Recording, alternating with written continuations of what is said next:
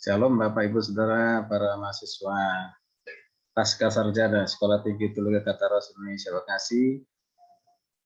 Melalui video ini atau melalui Zoom ini saya menyampaikan lanjutan materi perkuliahan kita atau kuliah Teologi Misi Kontekstual. Di pertemuan pertama, kedua, dan ketiga juga sudah ada presentasi tentang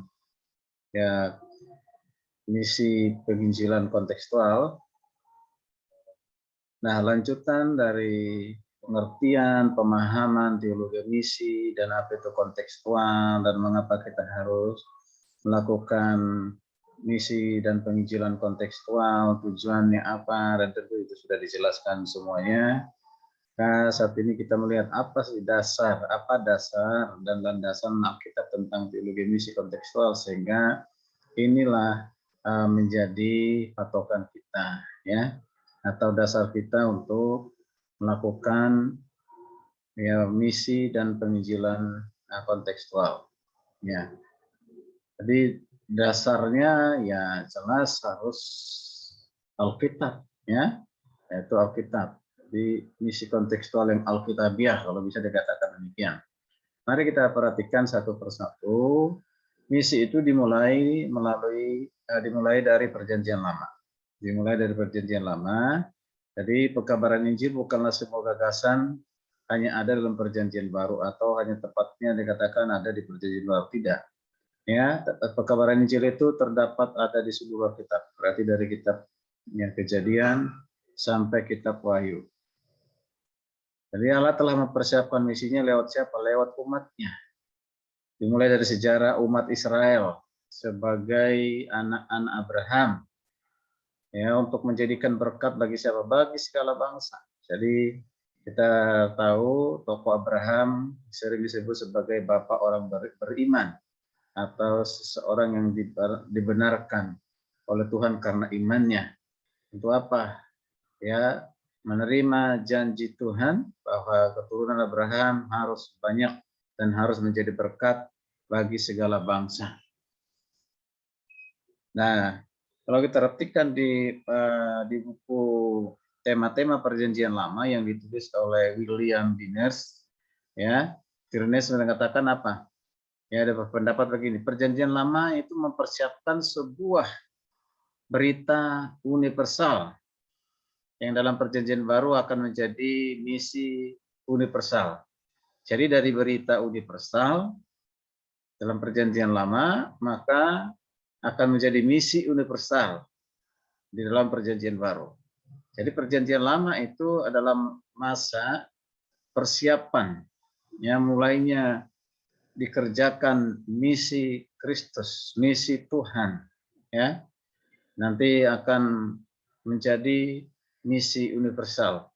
Jadi misi dalam Perjanjian Lama itu disebut sebagai bersifat sentripetal. Sentripetal artinya dari luar ke pusat. Dalam pengertian bangsa-bangsa datang kepada Israel dan mereka dapat mengenal serta menyembah Tuhan yang benar.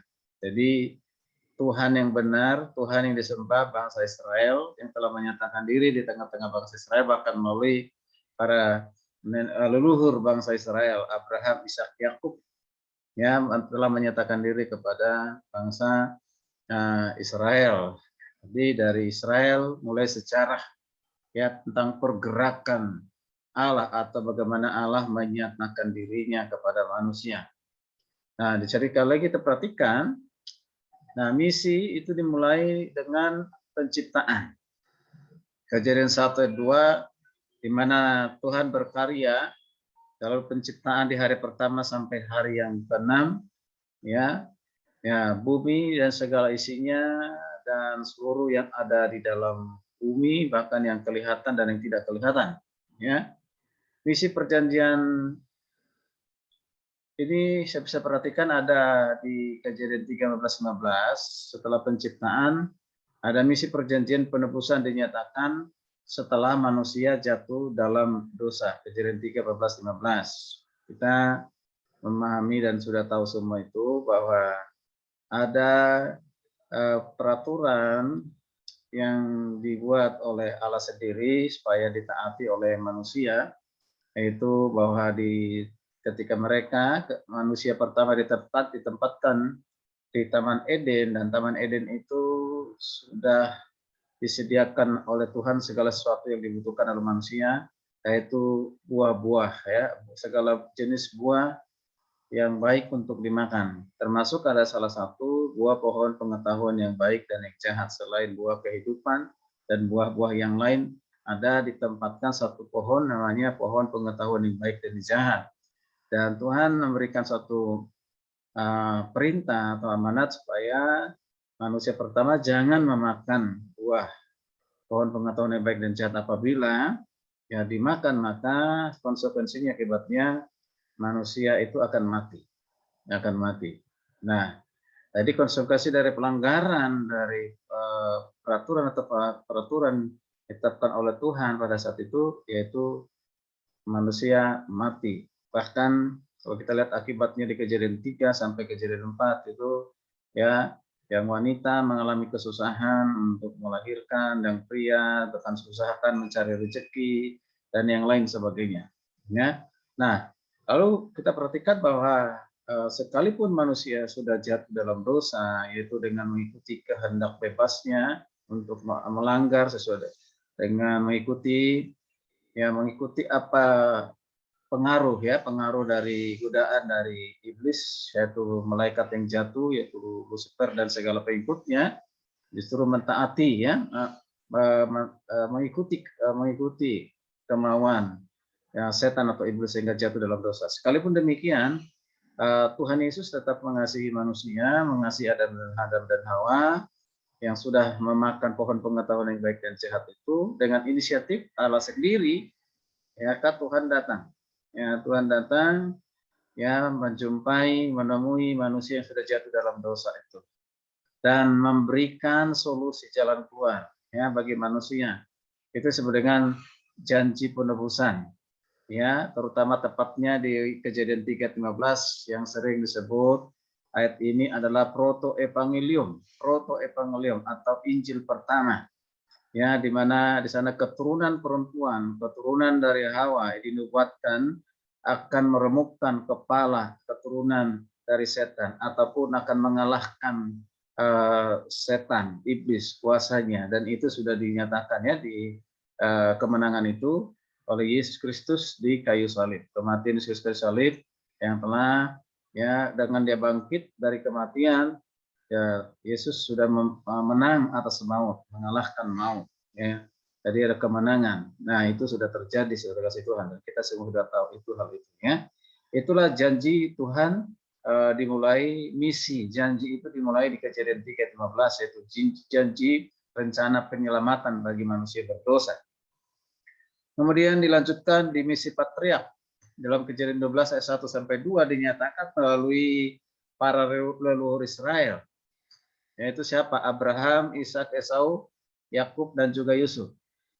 Kemudian perjanjian penebusan itu dilanjutkan lagi dengan ada nama perjanjian Nuh, perjanjian Abraham, perjanjian dengan Israel, dan perjanjian Musa.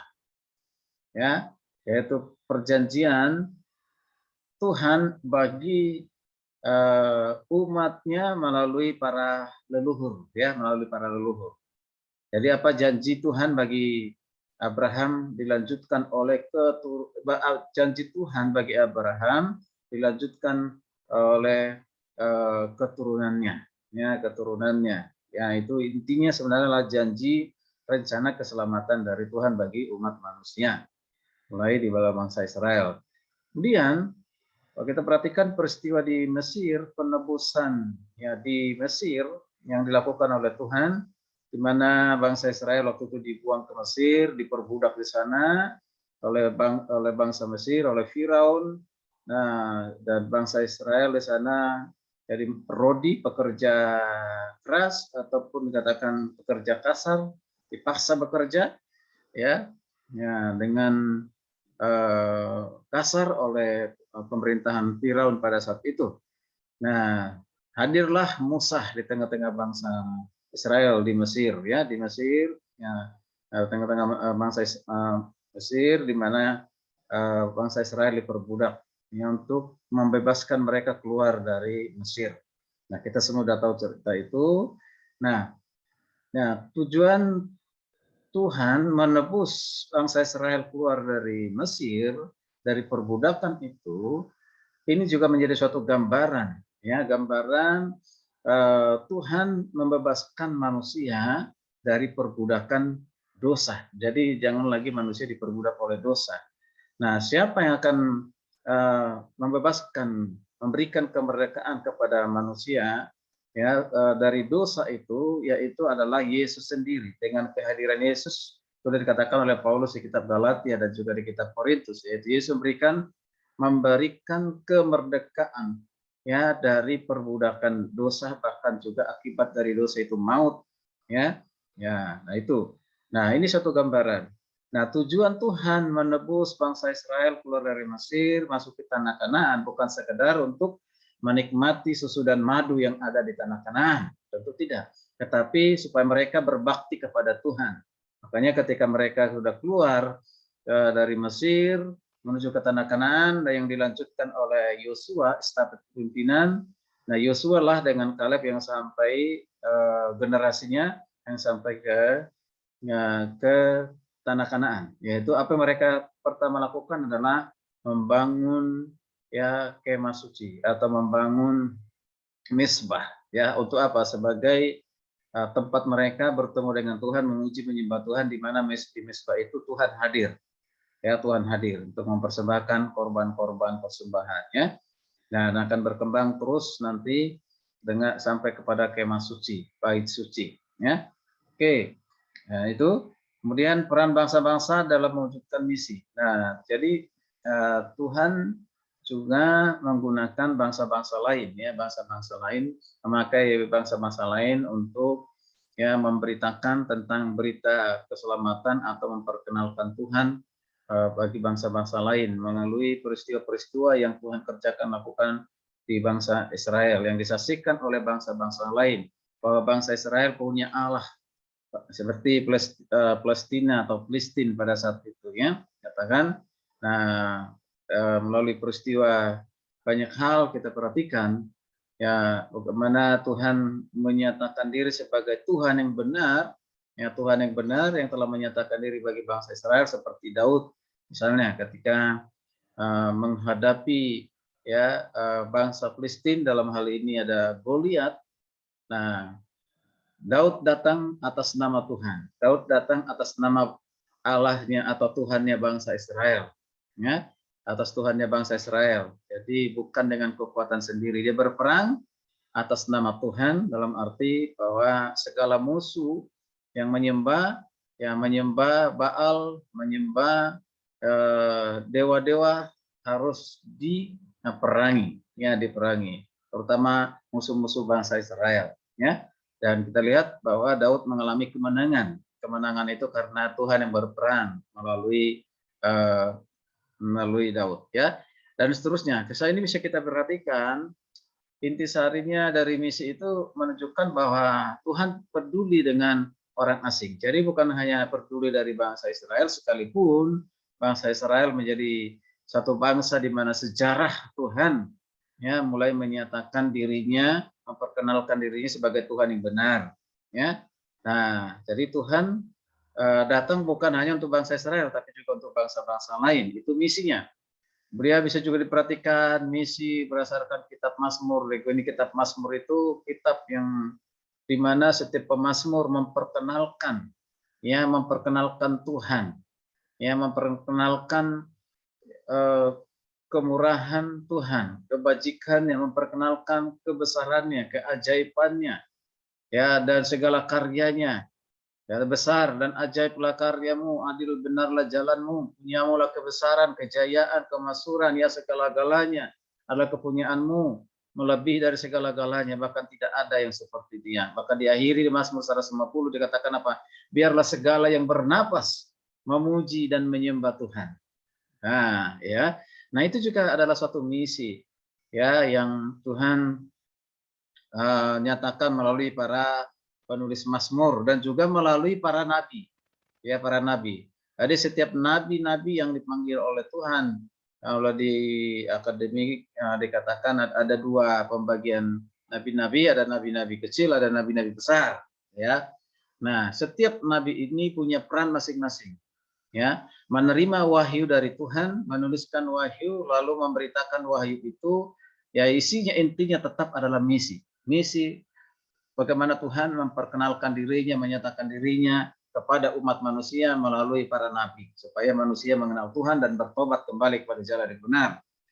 Kemudian kita perhatikan yang sangat terkenal adalah Yesaya. Yesaya adalah sebagai hamba misi. Ayat yang sangat terkenal yang dikatakan, ya, siapakah yang akan kuutus?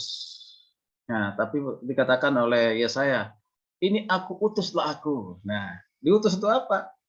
Yang memberitakan kabar baik, mengobarkan berita kabar baik, berita tentang keselamatan, ya, berita tentang Tuhan yang telah menyatakan diri. Yesaya disebut sebagai hamba misi, yang menyambut misi, mentaatinya, mengerjakannya, melakukannya, ya. Nah, sehingga lewat Yesaya ini bangsa Israel banyak yang mengenal Tuhan, datang kepada Tuhan, percaya kepada Tuhan, ya. Kemudian juga kita perhatikan itu misi itu dilanjutkan misi perjanjian baru di kitab Ezekiel, ya, misi perjanjian baru. Nah, kemudian misi perjanjian baru itu juga mulai dinyatakan berdasarkan kisah Yunus. Kita tahu siapa Yunus, ya, Yunus yang sudah dipilih dipanggil Tuhan untuk melayani, ya, yang memberitakan berita pertobatan kepada bangsa Niniwe, ya, bangsa Niniwe. Pada saat itu Yunus, ya, tidak taat, ya, dia lari dari panggilan, menghindar dari panggilan. Tapi karena Tuhan mau supaya Yunus tetap ke Niniwe, dan segala cara Tuhan lakukan. Dari pelariannya itu Tuhan menghukumnya pada saat Yunus ada di kapal besar dan mengakibatkan kapal itu hampir karam, tenggelam oleh karena badai angin. Lalu ada mengatakan, ini karena siapa? Ini pasti karena ada satu perbuatan dosa. Akhirnya Yunus mengakui, ya, mengakui itu karena kesalahan pelanggaran, lari dari panggilan, ada tugas misi. Konsekuensinya apa? Akhirnya Yunus dibuang ke laut. Dan selama 3 hari Yunus ada di, ya, dikatakan di perut ikan besar, ya, ikan besar. Dan Tuhan perintahkan ikan itu untuk memuntahkan, ya, Yunus keluar dari laut itu, ya, sehingga Yunus selamat. Ya, dikatakan selama 3 hari Yunus berdoa di dalam perut ikan. Bayangkan, ya, 3 hari itu luar biasa. Nah, itu akibat dari orang yang melanggar ataupun tidak taat kepada perintah misi. Ya, perintah misi ada konsekuensinya. Nah, tapi akhirnya Yunus pun tetap pergi, ya, melanjutkan misi Tuhan, yaitu memberitakan kabar baik, memberitakan berita pertobatan kepada bangsa Niniwe. Dan saat itu kita dengar ceritanya bahwa bangsa Niniwe akhirnya bertobat, ya, bertobat. Oke, bertobat. Mereka menjadi bangsa yang menyembah Tuhannya bangsa Israel, ya. Oke. Nah, itu kisah Yunus. Kemudian misi berdasarkan kitab Daniel dan Wahyu. Nah, ini ada misi yang luar biasa bagaimana Daniel juga menyampaikan Allahnya bangsa Israel, Tuhannya bangsa Israel kepada bangsa atau kerajaan pada saat itu, bangsa, yaitu kerajaan Babel, ya, atau kita perhatikan bagaimana Daniel dan teman-temannya, ya, di tempat itu, ya, di tempat di kerajaan mereka tampil beda, ya, tampil beda terutama dalam hal iman, tentunya, ya, hanya beriman kepada Tuhannya bangsa Israel. Apapun taruhannya, apapun risikonya, mereka tetap memilih beriman dan percaya kepada Tuhannya bangsa Israel, yang pada saat itu dalam kerajaan tentunya yang harus disembah adalah raja, ya, sembah oleh raja, dan mereka tidak mau menyembah raja, bahkan tidak mau makan makanan raja karena menganggapnya pada saat itu adalah makanan yang tidak berkenan kepada Tuhan, sehingga dia menjaga kemurnian imannya. Resikonya apa? Ya, resikonya, kita lihat, akhirnya mendapatkan penghukuman, ya, harus masuk ke bara api yang sudah dipersiapkan, bahkan juga ada binatang-binatang buas yang siap memangsa manusia. Tapi itu tidak, ya, menyentuh Daniel dengan teman-teman. Ya, dari Daniel, tapi justru mereka selamat dari maut itu karena perlindungan penyertaan Tuhan. Dan disitulah raja melihat bahwa Allahnya, Tuhannya bangsa Israel adalah Tuhan yang hidup, ya, Tuhan yang luar biasa, ya, membebaskan Daniel dengan teman-teman dan menjadi orang penting, ya, di pemerintahan di kerajaan pada saat itu, ya. Nah, sampai kita lihat Daniel ini banyak nubuatan-nubuatan yang sudah digenapi, tapi juga banyak yang belum tergenapi, yaitu tentang akhir zaman, ya, peristiwa-peristiwa akan di akhir zaman. Tentu itu bukan tugas saya untuk menyampaikan, itu adalah mata kuliah eskatologi, tetapi yang sampaikan di sini adalah misi Tuhan juga dinyatakan di kitab Daniel maupun di kitab Wahyu. Oke. Nah, itu di perjanjian lama. Bapak Ibu, perjanjian lama itulah dasar landasan kita mengerjakan misi atau teologi misi yang kontekstual. Jadi di perjanjian lama sudah sangat jelas, itu dasarnya. Maka akan kita lanjutkan misi dalam perjanjian baru.